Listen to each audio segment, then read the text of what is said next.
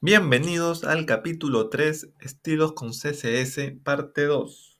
Continuaremos aplicando estilos para el breakpoint número 1, pantallas grandes. En el video anterior agregamos los estilos del header, ahora vamos a agregar los estilos del contenedor principal main. Bien, continuando con la estrategia del video anterior, vamos a ir maquetando de adentro hacia afuera. Así que este es el contenido HTML del main y vamos a empezar por el mismo contenedor.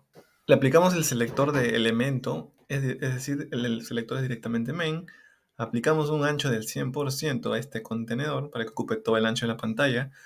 Un altura height automático para que se ajuste el contenido. Y bueno, espaciado a los costados, es decir, padding de 50 arriba, 30 a la derecha, 50 abajo y 30 a la izquierda. Vemos el resultado en el inspector del navegador y vemos cómo se ha agregado el padding, que es lo que está resaltado en verde, y el ancho y el alto no se notan mucho, pero poco a poco se van a ir viendo. Realizamos unos pequeños ajustes en el padding lateral y queda. Volvemos a ver el resultado en el navegador y ya está. Vamos a aplicar la siguiente propiedad, que es un display grid, ya que el main tiene dos hijos, dos sections. Entonces, vamos a un poco administrar estos hijos utilizando un display grid y lo vamos a disponer en filas, ya que nuestro diseño es de esa manera, ¿no? Y le ponemos que queremos dos filas, pero estas filas no van a tener un tamaño fijo, van a tener un tamaño automático, es decir, al igual que en la altura, se va a ajustar el tamaño de la fila al contenido de estas secciones. En el navegador, acá vemos el main, sombreamos el main, vemos que ya se aplicó el grid y vemos sus hijos. El contenedor grid es main y los dos hijos son section. Pero ¿qué más podemos hacer acá? Ya tenemos las dos filas en auto. Una demostración nomás, si lo hubiéramos puesto, por ejemplo, en vez de auto, a una fila lo hubiéramos puesto 100 píxeles, el section hubiera tenido, como vemos acá, 100 píxeles, porque es la fila de arriba, y la de abajo hubiera sido automática. Pero esos 100 píxeles hubieran limitado su crecimiento en caso comencemos a acomodar el contenido de ese section. Y bueno, se habría salido del contenedor, ¿no? Ahora lo que necesitamos es separar estos dos hijos. Y eso lo podemos hacer a través de grid, ya que como grid nos da la posibilidad de aplicar lo que son gaps. Vamos a hacer en row gaps. Vamos a pegar un estimado de 50 píxeles. Y vamos a ver vamos a ver en el navegador cómo se separan. ¿Ven ese color morado entre los dos hijos? Pues ya está la separación. Luego podemos volver a manipular ese valor, pero por ahora ya tenemos lo que queremos. Ahora vamos a aplicar una propiedad adicional que se llama min-width, que es ancho mínimo del contenedor main de 360 píxeles. Es una propiedad más que todo para asegurar que cuando nuestro diseño esté en pantalla de celulares no se haga más pequeño que ese valor. Veamos que la propiedad ya está aplicada. Si la desmarcamos y la volvemos a marcar, no se ve nada lógicamente porque estamos en un ancho de pantalla de 1218 píxeles. Pero cuando vayamos disminuyendo el ancho, vamos a ver que cuando lleguemos a un ancho de pantalla de 360 píxeles, nuestro header se ve así porque aún no hemos trabajado en la parte del responsive. No se preocupen. Volvemos acá al header. Vemos que nos marca un ancho de 360 píxeles. Y si lo seguimos achicando en ancho a la pantalla, vemos que el main mantiene sus 360 píxeles. Es decir, no se deja apachurrar más porque tiene esa propiedad de min width. Ahora vamos a aplicar estilos a los elementos section, a los hijos del main. Vamos a aplicar primero estilos comunes para ambos section y luego vamos a ir section por section de manera independiente, ya que puede tener algunas propiedades que solo apliquen a ya sea el section con class main input o al section con class main statistics. Estamos en el documento HTML. Recordemos que vamos a aplicar a ambos sections las mismas propiedades. Así que capturamos sus clases por una coma, las separamos y capturamos la siguiente clase del main statistics, que es la sección número 2 del main, y ya está. Así vamos a aplicar a los dos elementos. Vamos a aplicarle un width del 85%, ya que esas secciones van a estar aún más centradas de esta manera. Vamos a aplicarle también un height, recordemos que son contenedores, le vamos a dar auto. Un main width también, al igual que en el main, de 360 píxeles. Y ya está. Ahora veamos el inspector. Veamos cómo el ancho del section está en 918 píxeles de ancho. Si le quitamos la propiedad width 85%, no se va a ver mucho ahorita porque no tiene un color de fondo que nos distinga, pero sí vemos que el ancho es 1080 píxeles. Si le aplicamos, cambia a 918. Lo que nos está faltando ahora es centrar estos elementos dentro del main. Vamos a aprovechar que el main, es decir, su contenedor padre, tiene un display grid para, a partir de ese contenedor y a partir del padre, centrar a sus elementos hijos que son los sections. Vamos a aplicar un justify items center y también aprovechemos en que a cada section vamos a convertirlos en contenedores a su vez grid. Más adelante vamos a ver cómo nos va a ayudar eso. Ahora vemos el resultado en el navegador y vemos cómo ambos sections se han centrado dentro del contenedor main. Y eso lo podemos comprobar si dentro de las propiedades del contenedor main desactivamos justify items. Vemos cómo se corren a la izquierda. Y si volvemos a activar, ya están centrados. Ahora es turno de aplicar estilos exclusivamente al primer section, al de class main input, y es aquel que contiene el formulario en donde se van a ingresar las notas. Vamos a ir al documento HTML y vamos a obtener la clase del section que queremos editar. En este caso es el primer section, ¿no? Vamos a trabajar solo con este. Anteriormente habíamos trabajado con ambos, con propiedades para ambos sections. Ahora queremos hacer una distinción y aplicar solo propiedades a este section. Entonces ya copiamos su clase, la pegamos en el documento CSS y comenzamos a declarar las propiedades. Vamos a aplicar una separación entre el título y el formulario, que ambos son hijos de este contenedor, de este section, que en la línea 167 nos dice que es un contenedor grid. Entonces vamos a aplicar la propiedad rowGap 40 píxeles para establecer esa separación.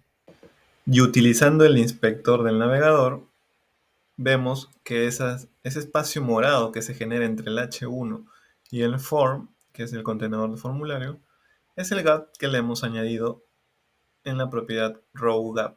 Si lo quitamos en el inspector, podemos probar cómo es que actúa esta propiedad. Procedemos a centrar a los items de esta grid también que se ha formado con Justified Items Center. Ahora veamos el resultado en el navegador. Ahora aplicaremos estilo a uno de los hijos del section superior que tiene por clase main input. Estamos hablando del elemento H1. Vamos a acceder al elemento H1 utilizando la clase main input, que es su contenedor padre, seguido del elemento H1. Aquí es donde vamos a aplicar las propiedades. Para empezar, vamos a aplicar un text transform para convertir el texto en mayúsculas. Le vamos a aplicar un color. Recordemos que tenemos variables de colores, entonces podemos acceder con la función var y al nombre de la variable de color. Luego vamos a aplicar un tamaño, como es título, le pondremos 35 píxeles y vamos a ver lo que tenemos en el navegador. Veamos el resultado en el navegador. Vamos a disminuirle un poco al tamaño del texto H1. Le disminuimos de 35 a 25 píxeles y ya que estamos modificando le agregamos un grosor de 900. Veamos el resultado en el navegador. Ahora aplicaremos estilos al segundo hijo del section main input, el elemento form. que representa el formulario. Accedemos al elemento form de la misma forma que accedimos al H1 y lo primero que vamos a hacer es convertirlo en una grilla. Veamos el resultado en el navegador. De acuerdo al modelo que queremos obtener, hacemos un trazado de columnas y filas para ver la forma en que vamos a dividir la grilla, obteniendo 3 columnas y 4 filas. Entonces vamos al código y vamos a decir que necesitamos 3 columnas de un ancho automático que se ajusta al contenido y también que necesitamos 4 filas cuya altura también se ajustará al contenido. Entonces vamos al navegador y observamos que ya nuestra grilla tiene 3 columnas y las filas, aún no vemos las 4 filas porque nos falta reordenar los elementos. Esto lo vamos a ver en la siguiente propiedad, así que estate atento. A continuación aplicaremos la propiedad GridTemplateAreas, pero vamos a repasar qué significa. Esta propiedad asigna un nombre a cada área de la grilla para luego, con la propiedad GridArea aplicada a cada elemento, o sea, a cada hijo de la grilla, poder distribuirlo según corresponda. Bien, recordemos que la grilla de esta parte está formada por 3 columnas y 4 filas. Ahora escribamos la propiedad GridTemplateAreas y empezamos a nombrar cada espacio que se ha formado en la grilla. En la fila 1, nombremos la columna 1, le vamos a poner texto. Después, la columna 2 de la misma fila se va a llamar text igual y también la tercera columna. Vamos a ver más adelante por qué. Pasamos a la segunda fila. Lo primero vamos a llamar icon 1, luego le vamos a llamar etiqueta 1 y vamos a llamar a la tercera columna de esa fila, vamos a llamarla input 1. En la siguiente fila, la tercera, le vamos a llamar icon 2, es la primera columna, etiqueta 2 y en la tercera columna de la tercera fila le vamos a poner input 2. Y la última fila le vamos a poner bottom igualmente a esta e igualmente a la tercera. Y ya están nuestras áreas con nombres específicos, listas para que cada elemento se coloque donde quiera pertenecer. Ahora, recordando el capítulo HTML, los elementos dentro del form, es decir, los hijos de la grilla, se les había asignado una clase de item enumerado del 0 al 7. Estas clases son las que nos van a servir para ubicarlas dentro de la grilla en el nombre específico que acabamos de colocar. Si te perdiste ese capítulo, míralo en el enlace que indican las flechas. Yo he adelantado un poco el trabajo y he colocado las clases que vimos anteriormente. Son 7 elementos. Tenemos primero el elemento que es el título del formulario pequeño que tenemos en esa sección. Usamos la propiedad GridArea y ubicamos el área en donde queremos que esté. El área donde queremos que esté se llama text, text, text, porque es en la parte superior. Entonces ya lo ubicamos ahí. El primer icono, que es de la personita, si no me equivoco, queremos que esté a la izquierda. El nombre de la etiqueta, que es alumno, queremos que esté en esa parte. Perdón, acá hay un error. Es GridArea. El input de texto, donde vamos a ingresar el nombre del alumno, va a ser en input. Ahí queremos que esté. Entonces ahí lo ubicamos. Seguimos con el siguiente campo de llenado. Primero es el icono de la nota. Luego viene la etiqueta. Y finalmente, viene el input número 2. Y ya en la parte inferior también vamos a ubicar en todos los campos, en toda la parte inferior, por eso le hemos especificado el mismo nombre, vamos a ubicar el botón en esa área específica. Y listo. Ahora en el navegador vemos cómo ya están las 3 columnas y las 4 filas y vemos cómo los límites nos indican que las propiedades de ubicación han sido exitosas. Continuamos con el elemento form. Ahora vamos a aplicarle un color de fondo utilizando las variables de colores que hemos creado para poder ver qué área están ocupando y sea fácil su edición. Veamos el resultado en el navegador. Vamos a separar el contenido de esa sección de los bordes. Aplicando el espaciado interno padding, le vamos a dar un espaciado en todos los lados del mismo tamaño de 40 píxeles. Veamos el resultado en el navegador. Ahora apliquemos un borde. Para aplicar el borde necesitamos el grosor del borde. Vamos a aplicarle 2 píxeles. Necesitamos indicar el tipo de línea, sólido, es decir, una línea continua. No queremos línea punteada ni nada de eso. Y el color, que también vamos a emplear nuestras variables. Veamos el resultado en el navegador. Aumentamos el grosor del borde. Vamos a redondear los bordes, pero no todos los bordes. Vamos a redondear el borde superior del lado izquierdo. Y es radius porque le vamos a dar una curvatura. Vamos a poner 80 píxeles. Y ahora vamos a hacer lo mismo para el borde inferior, pero esta vez del lado derecho, para darle un efecto a la cajita. Veamos el resultado en el navegador. Ahora vamos a separar los elementos de la grilla con la misma medida para columnas y filas de 20 píxeles. Veamos el resultado en el navegador. Y utilizamos el inspector para ver más claramente los gaps añadidos. Jerarquía de textos del proyecto. Vamos a elaborar los estilos globales para los elementos párrafo. Para establecer estilos globales en los párrafos, atacamos directamente al elemento P. Le vamos a poner un color estándar para los párrafos, que posteriormente podrían ser cambiados si es que hay algún párrafo que necesita un color especial. Y le vamos a poner un tamaño de, digamos, 18 píxeles. Una vez que se han establecido propiedades globales a los párrafos, vamos a empezar la jerarquía por clases. Entonces, en el modelo identificamos párrafos que tengan similares características, les aplicamos una clase que va a ser pcontent y a esta clase le vamos a aplicar propiedades que después vamos a poder replicar en todas las partes del proyecto que tengan similares características. Ahora, como es una clase, si la llamamos como tal, le vamos a aplicar primero un font size de 20 píxeles, un line height, que es el espaciado interlineado, de 30 píxeles, un color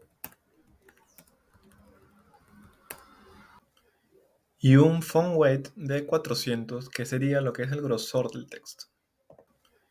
Una vez que la jerarquía está definida, lo que hacemos es aplicar esa clase en los elementos que le corresponden. En este caso, le vamos a agregar esa clase a alumno, content. Tienen que poner bien la clase, si no, no va a funcionar. E igualmente con nota. Vamos a modificar el font weight de 400 a 600 para que esté un poco más notorio. Veamos el resultado en el navegador. Vamos a establecer una segunda jerarquía de párrafos llamada plegend. A plegend le vamos a aplicar propiedades similares, pero font size le vamos a aplicar 25 píxeles, el line height le corresponde 37 píxeles, el color va a ser main color, un font weight un poco mayor, y le vamos a aplicar esta propiedad que se llama letter spacing, que permite agregar una distancia entre letras para que se vea un espaciado. Vamos a probar. Ahora corresponde asignar la clase en los elementos que queremos, y por el momento vamos a asignarlo en el ingreso de notas. Ahora veamos el resultado en el navegador. Vamos a bajarle un poco la medida al letter spacing. Le bajamos el letter spacing de plegend a 3 píxeles y aprovechamos para ponerle la misma medida a pcontent. Ahora veamos el resultado en el navegador. Ahora vamos a trabajar con los hipervínculos del proyecto. Vamos a ver los hipervínculos de texto en el que está incluido, bueno, el mismo texto más los iconos, y también vamos a trabajar con hipervínculos de botones. También existen hipervínculos en las imágenes, pero en nuestro proyecto no aplica este caso porque no tenemos imágenes con hipervínculos que no trasladen a algún otro lugar de la página. Generalmente eso se dan, por ejemplo, en e-commerce, donde la imagen de un producto te lleva al detalle del mismo. Los hipervínculos los vamos a trabajar en dos estados. El estado link, que es el estado natural, por ejemplo, de un botón, y el estado hover, que es el estado que adquiere, por ejemplo, este botón al pasar el mouse por encima, nada más, sin hacer clic, solo al pasarlo por encima. Iniciamos con los hipervínculos en los iconos. Tenemos estos iconos de signo de pregunta que están en la segunda sección del main, que al hacer clic en ellos nos va a dar la definición del promedio, de la mediana y la moda. Entonces, tenemos que hacernos las siguientes preguntas. ¿Es un icono que se va a repetir en el diseño? Pues sí, tenemos tres modelos de iconos. Entonces, vamos a concluir que necesita crearse una clase para aplicar sus estilos. Antes de aplicar los estilos a la clase creada, vamos a contener cada icono, ese es el icono, dentro de un elemento de ancla o hipervínculo.